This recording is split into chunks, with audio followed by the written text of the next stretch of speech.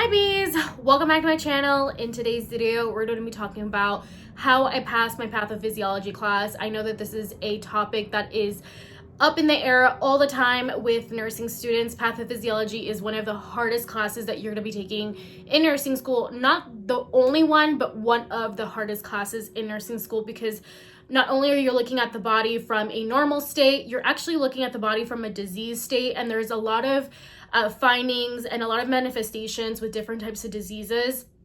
And so trying to learn all the manifestations for each disease, the etiology, and signs and symptoms and all that good stuff could be really, really difficult because it's a lot of information. If you guys don't know, I am a student at West Coast University, and it is a private school. And basically my school is only doing accelerated programs where I get my RN, my BSN in 2 years instead of doing a program that is for 4 years.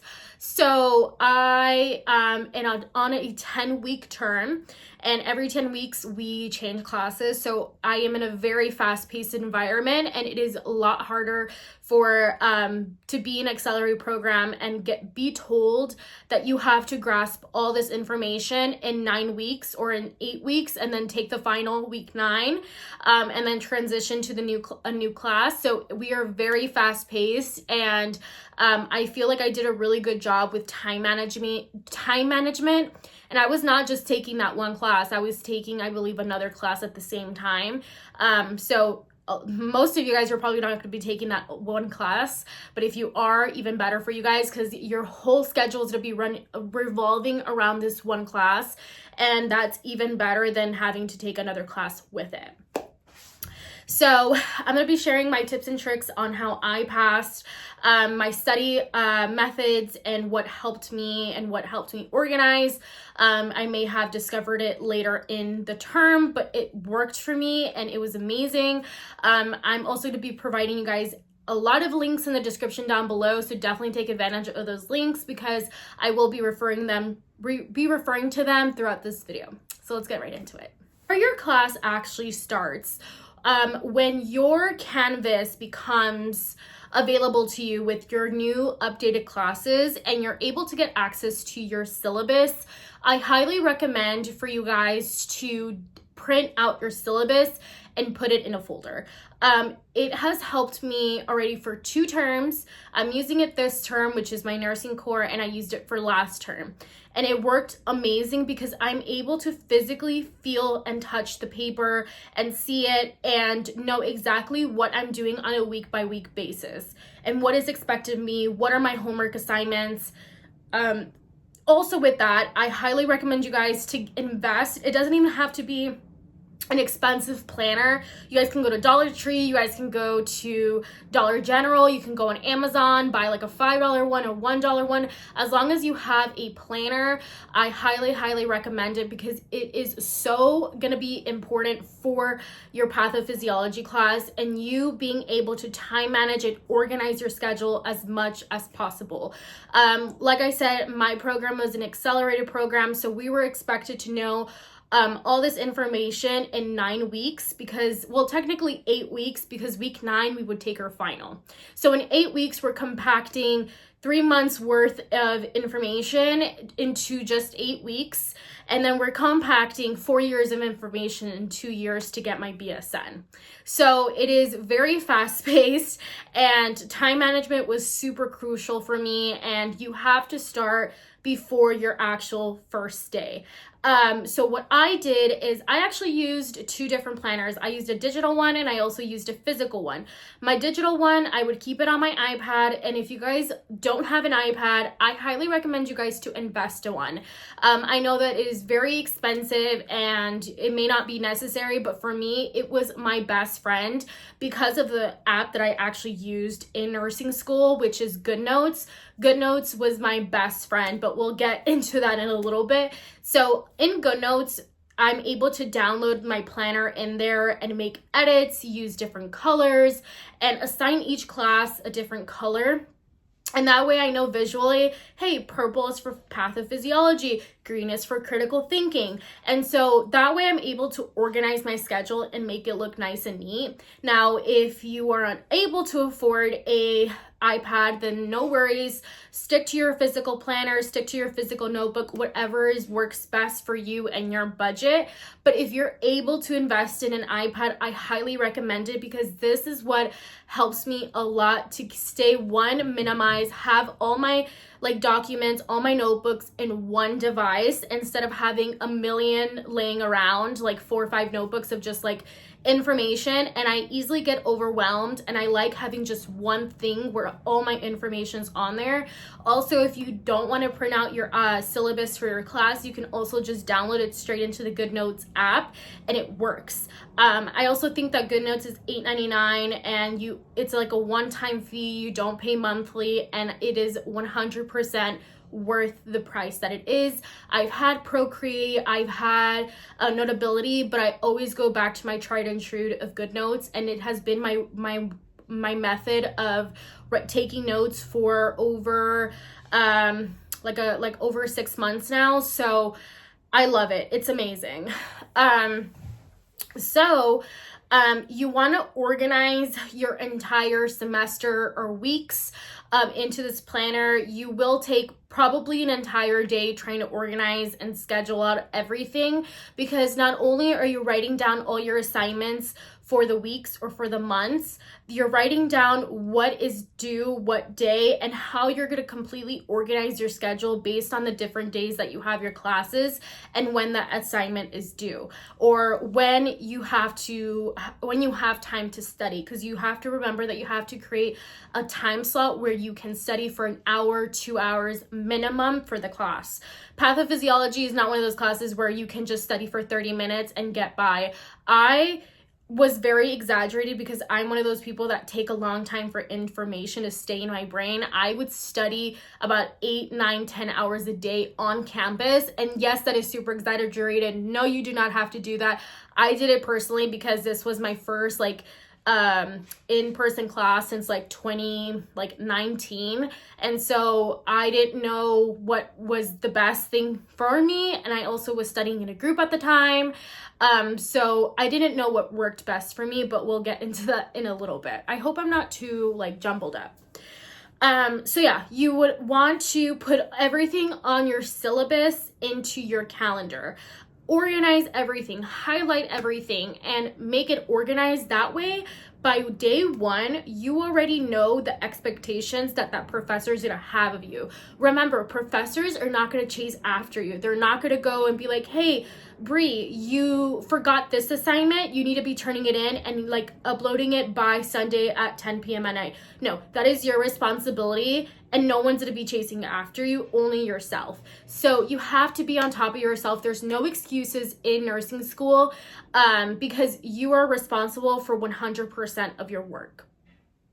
So after that, day 1, you go into class and you want to find friends, a study group, somebody. If you're going into that class already knowing 1 or 2 people, try to outsource and get 2 other people to join your study group, because the more brains, the better. Because let's say Tom, Jerry, and Mary don't know the information that we're going over, but Tiffany does. That's great. That's more brains. That's more information for you. And maybe they can explain it better, and that will help you understand. And find people who are able and willing to actually go on campus or meet up somewhere to study. I know so many people who created a study group and never met, not once. And that's not what a study group is for. Even if you guys do it over Zoom, at least find a study group who is willing to work with you and study for about an hour or 2 hours or even 30 minutes in a day. Just going over and quizzing each other on whatever you guys are learning for that week or for that test. So making sure that you find a study group day 1. And the reason why I say day 1, find a study group, is because by week 2 or by the time your class is coming up again, that study group is already established, and I feel like it's a lot harder to join a study group when all those people already agreed that they were going to be a study group. So it does become a little bit harder as the weeks go by for that class to come into a study group. And I don't know why, but it just is that way sometimes. So definitely outsource and get out of your comfort zone, because, you know, if you're going to be a nurse, you have to speak up, you have to advocate for your patients. So that also includes advocating for yourself. So you want to make sure that you're able to step out of your comfort zone and advocate and be like, hey, do you want to be in a study group? Oh, if they already say, oh, I'm already in a study group, be like, is it okay if I join your study group then? You know, find those type of people that are willing to work with you and have a flexible schedule to meet up with you to study. Another important thing is for my school, we have so many different ways to contacting our professors if we have questions, if we have any concerns about anything. We use an app called Remind. We also have their email. We also have Canvas. So that's already 3 different sources that we can use to reach out to that professor if we need any help with anything. So making sure that you have an email that they are able to answer in a timely manner, which is usually found on the syllabus. Sometimes they even add like a phone number on there. Save that phone number into your phone, save that email into your phone. That way, if you have any questions, and I cannot stress this enough, if you have any questions, if you are stuck on something, even if you think it's the stupidest question and you may be like, I'm so dumb, trust me, you're not dumb. Don't dumb yourself down. Don't talk down to yourself. You were smart and you got here for a reason. And if you have a question, at the end of the day, you're paying those professors to give you the knowledge that you need in order to pass this class. So don't be afraid to advocate. Again, advocate for yourself and speak up and be like, hey, I don't understand this assignment. Can you help me? Or go to their study or go to their office hours and ask those questions. Your professor is there to help you, and if you're having issues with that professor, then try to outsource and see if a friend can help you, because at the end of the day, like I said, you have to pass the class and you don't want to retake it. You're already spending so much money on it. So you want to advocate and speak up. Don't be shy. And in class, if you're stuck on something that the professor is teaching, raise your hand and be like, hey, can you repeat that again? Or can you phrase it in a different way? Because I'm just not understanding.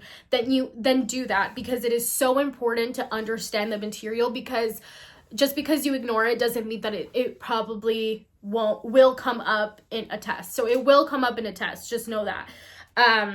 Okay, so now for my study methods, which is what you guys all came here for. I am a visual and auditory learner. I have to have both.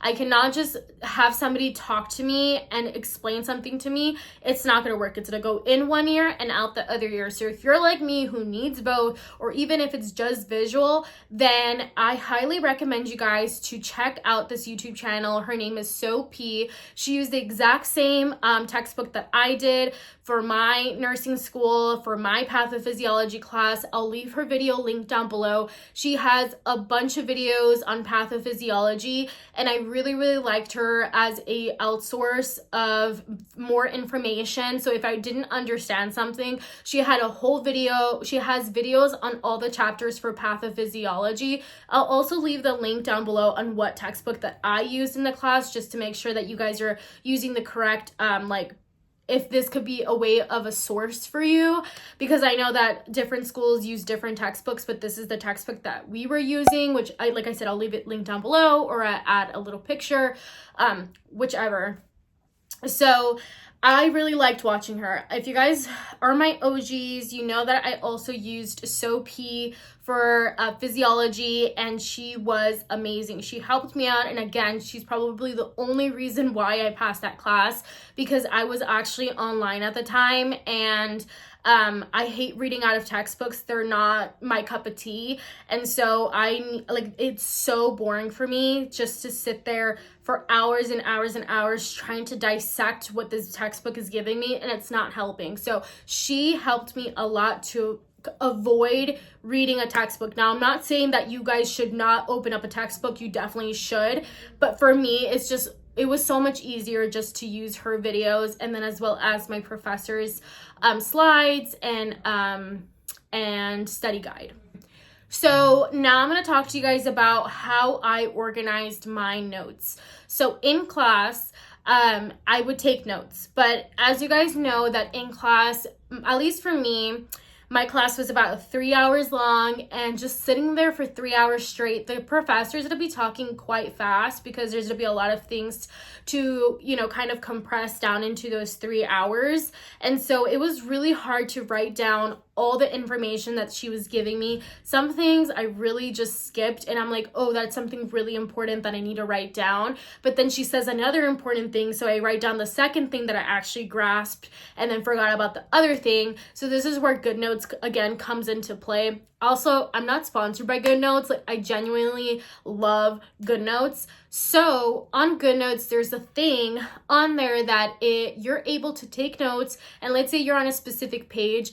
On the corner of that note, there is like this little microphone, and you're able to record like voice memos. Now, of course, ask your professor if it's okay that you are recording them. Some professors are going to be okay with it. Some of them are not.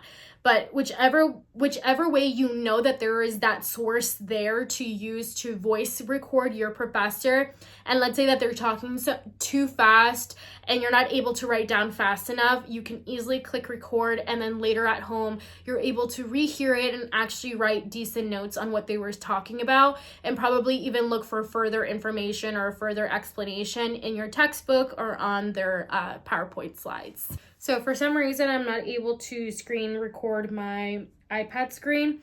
So I'm just going to show you guys as best as I can. Or I'll probably do like B-roll. I don't know. So this is what GoodNotes looks like. So what I really like about GoodNotes is that you're able to pick a cover, and there is so many free options to choose from. They also have a store where you can buy more things, but to be honest, you really don't need to. You also have different ways to pick out like different sheets of paper. So there's Cornell notes, there's legal, there's dotted, there's also white paper and dark paper, and you can also even create like your own planner on here. You do have to purchase that, but you're able to do so many different things on here, and it's amazing. So once you create the notebook, let's say that you title it whatever, you're able to, again, here is that recording option. So you record the voice on this paper, you click pause, and you click on it again, and you're able to hear what that person was talking. So let's just recording option. So you record the voice on this. So that's really exciting. Also, like I said, you're able to do different highlights. You're able to add pictures. You're able to even add text in here. If you mess up and let's say you want to move something to a different page, you're still able to do that. So you can circle it and like move it to the next page. I love GoodNotes, and you're able to see everything on here. And let's say you want to move a page to a different area. Let's say the page that you want to move is on page 2 and you want to move it to 22, you're able to drag it and move it to the 22 spot, which I really enjoy. Another thing is I like to organize it under folders. So if you guys see on my iPad, I have different folders for each class. So right now I have my 101 class, my 110 class, and my nursing 100 class. Those are the classes that are in main view. And then you can also see my planner and then my old classes as well. And I like to organize it this way because it is nice and tucked away, so I know what each textbook is in that folder. So let's say if I open the N100 class, I see that I have nursing 100 ATI week 1, as well as class notes, ATI week 2, any PowerPoints and stuff like that. And we're going to go ahead and reference obviously my pathophysiology class. So Actually, the textbook that you guys are seeing in here is the textbook that I used for my class for Pathophysiology, and it is a really, really great textbook. It is super easy to read, but as you guys can tell, within the folder, I have other mini folders in here, just organizing my week 1, week 2, week 3, week 4, and again, it looks super duper organized. So if I open up week 1, I will see everything that's in week 1. So any PowerPoints, my study guide, any notes, all that good stuff would be under this week 1 folder. Now, if I open up week 1 objectives, you guys will see my first study guide that was ever done, and this looks so overwhelming. It is so much information, and let me tell you, this worked for week 1 because it was just learning about different definitions like ischemia, hypoxia, what hyperplasia is, necrosis, dry gangrene, the different types of necrosis, all that good stuff. It was so easy to read this, but again, it is so much information that it became overwhelming to continue taking my notes like this for my study guide. So I actually came up with a different method. So let me show you guys that method that I used. So if we go to week 5, you will see that I have this this pamphlet or this page. This page, I actually created it myself. I'm going to leave a link down below where you guys can message me. I don't know if I want to do it on my Instagram or if I want to like create an entire email just for you guys to message me on there. And I will send you guys the link to this GoodNotes sheet. I'll give you the PDF to it.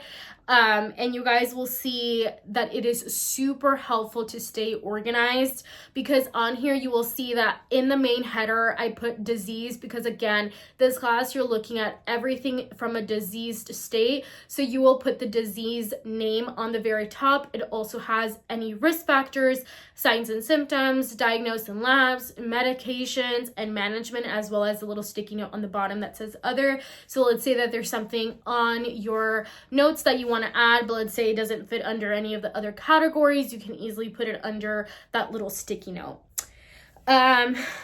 So if I go into the week 5 folder, you will see that we're looking at, kidney diseases here.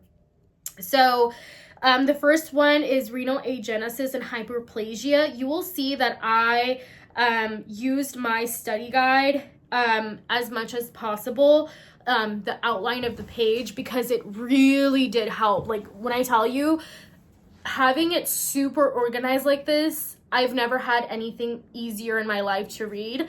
So as you guys can see, risk factors, cystic kidney disease can lead to renal failure, as well as any diagnosis and labs to be expected and management. And I use this throughout my entire, from week 4 all the way till week 9.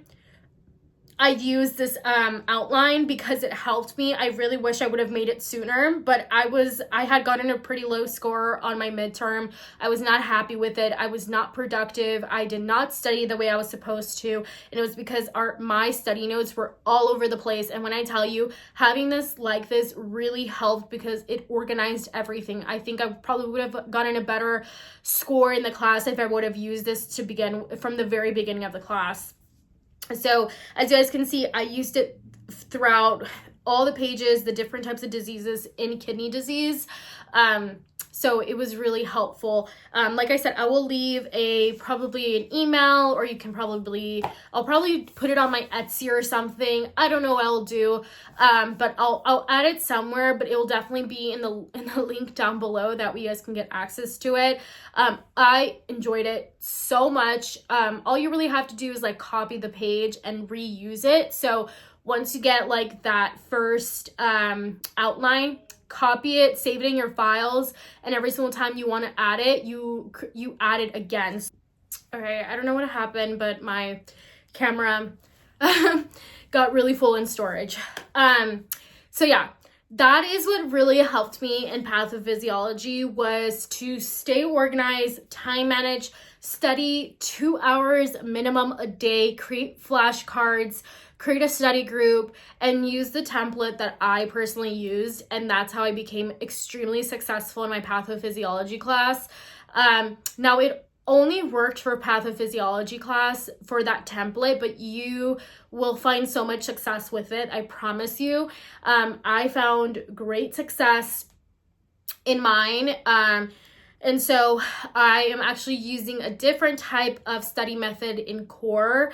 Not a different study method, but a different template, which I will actually share probably very, very soon. So yeah, that is everything that I wanted to share in this video. I'm actually going to go ahead and grab my iPad to read some comments that I had gotten today that really inspired me to make this video. I had it posted in a really long time because I've been super busy with nursing core. It is no joke, but I wanted to make sure that I answered the questions that were left on my video. So let me see. Okay, so somebody said, yes, please make a video on how you passed your test. My first 2 quizzes were not the best score. Trying to find tip to retain all the information. So retaining information, the reason why you're not able, in my experience, this can be completely different for you. It may be that your study method is not where it's supposed to be. This is Esther Chavez. Hi, girl. Maybe the study method that you're using is not working best for you. You don't want to retain that information. You want to understand that information. And I know it's really frustrating, but once you stop thinking, at least for me, when I stopped thinking that I need to know this information to pass this class, and once I started actually getting into it and like being like, oh my God, this is so interesting. Like cystic kidney disease, this is so interesting. And once you start taking really, really good notes, then you're going to be able to retain the information more because you're actually understanding it and you know why it's happening. So that's the key in everything, is make sure you're not just trying to retain it, but you're actually understanding the information. I know it's so stupid, but it is the only way that you're going to be able to retain the most information and actually fall in love with trying to understand like the body at a disease state. I found it super interesting, and I feel like knowledge is power, and I love knowing a lot of information because to me it's like it's so much power to have so much knowledge. So fall in love with it, girl. Like have fun with it. Don't feel like, oh my God, I have to get a good grade, if not I'm not gonna pass. Like put that behind you and be like, okay, like let's actually learn and let's understand what is actually happening in the body. And once you actually start like having fun with it and feeling like, oh my God, like this is really interesting, you're gonna get a lot of the information down. So yeah.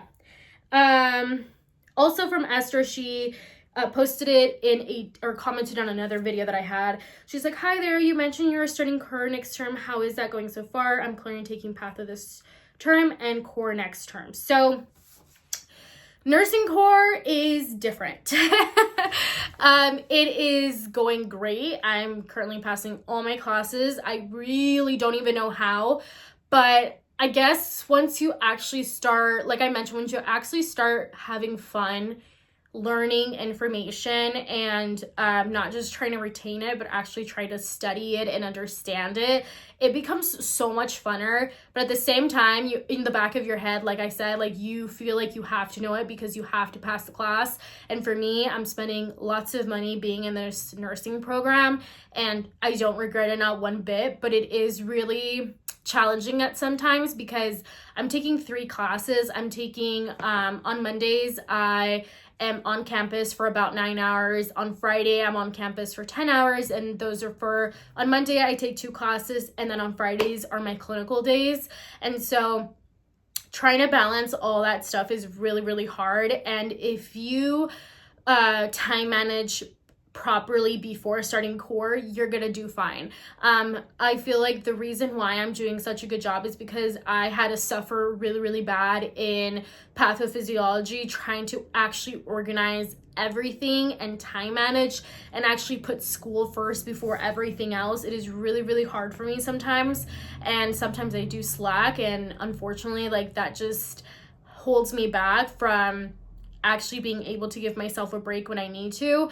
But it is a pain in the ass. It is so much information. It's 10 times more the work because you're actually, at least for my program, we're using ATI. And so for each class, I probably have like four, five, six ATIs in one class, and so I have to finish all of those within a week and all that good stuff. But I don't want you guys stressing over that, especially if you're not in nursing corps. I will be making a completely separate video on starting first term nursing corps once I'm done with this class, with these classes with my first term, and then sharing my experience with you guys, just like how I did with this video with pathophysiology, because I don't want to overwhelm anybody and be like, oh my God, if this is like stressful now, it is going to be 10 times stressful once you get into nursing corps, but you're not there yet. And I don't want anybody worrying about what's going to happen in the future. I want you to do good in your class, and I want everybody to do good in their pathophysiology class. And I will make it a completely separate video on nursing corps and how it has been going for me. But that's just like a little update, just because I haven't talked to you guys in about 3 weeks, and I feel so bad that I've been neglecting you guys. But unfortunately, I just don't have the time. But the reason why I did this video is because I saw a few comments that I wanted to address, and I felt like, you know what, if I was somebody who was watching a girl who was, you know, vlogging their nursing journey, and then she went on a hiatus after pathophysiology for 3 weeks, I'd be like, girl, where are you? Like, I need advice, I need tips. So here are the tips and tricks, guys. So I'm gonna be editing this video literally today, posting it today, and I hope you guys really enjoyed this video. If you have any questions, follow me on my Instagram account. I have a personal Instagram account, but I'm gonna make a public Instagram. Nah, I don't really need to. I'll just leave my Instagram down below and my TikTok. You guys can go follow me on there. If you have any questions, go message me. I'll be more than happy to answer any of you guys' questions or concerns about pathophysiology. And again, I will also send you guys that PDF. If I don't add it onto my Etsy, then you guys can message me on my Instagram. So I'll see you guys next time. I really hope you guys enjoyed this video. And yeah, bye bees.